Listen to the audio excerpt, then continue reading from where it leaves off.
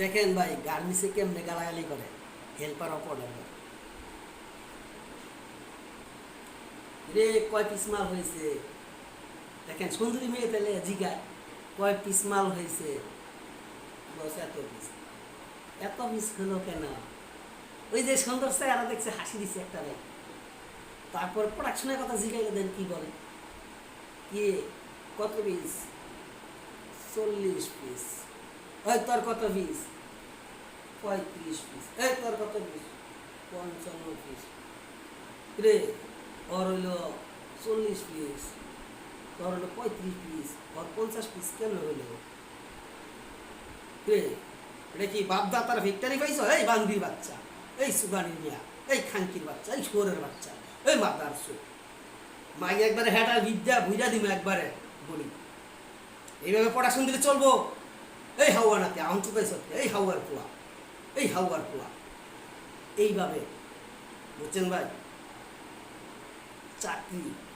এটাই চাকরি দেশ গ্রামে বলে চাকরি করে আইছে আমার মাইয়া চাকরি করে ভাই কেমনে যে করে একমাত্র যিনি করে উনি বুঝে চাকরি কত প্রকার ও কি কি আর কি করা লাগে কারণ যে ডিউটিতে যায় সে বুঝে ডিউটি যাওয়ার পর তার ধান্দাই থাকে সে ঘন্টা ঘন্টা প্রোডাকশন দেবে পারে না তাও তবু চেষ্টা করে তাও পারে না তখন ইনচার্জ লাইনশিপ সুপারভাইজার কিরে মাগি প্রোডাকশন দিতে পারস না আহমচুদাস কে বাইরে কি মাংচুদা হাস না এইভাবে বলে এই কথাটা যে শুনে সেই বুঝে তার মনের দুঃখ অথবা বেদনা অন্য কেউ বুঝে না সবাই বুঝে আমার ছেলে চাকরি করে যখন ছেলে গার্মেন্টসে চলে যায় তখন ডিউটিতে গেলে বলে এ খাঙ্কির পোলা এ মাতার চুদের বাচ্চা এ শুয়োরের বাচ্চা হারামির বাচ্চা বেহাইয়ার বাচ্চা হাউসকে গার্মেন্টসে হাউসকে চুদানির পোলা বাসায় বসে থাকতে পারস না চুদানির পোলা কামচুদাও না ভাঙ্গের পোলা গার্মেন্টস আমচুদাও হাউয়ার পোলা এইভাবে বলে তখন সে কাঁদতে পারে না মনের কান্না সে ঠিকই কান্দে ভাই একটা কথা কি জানেন আপনিও একদিন এই ছোট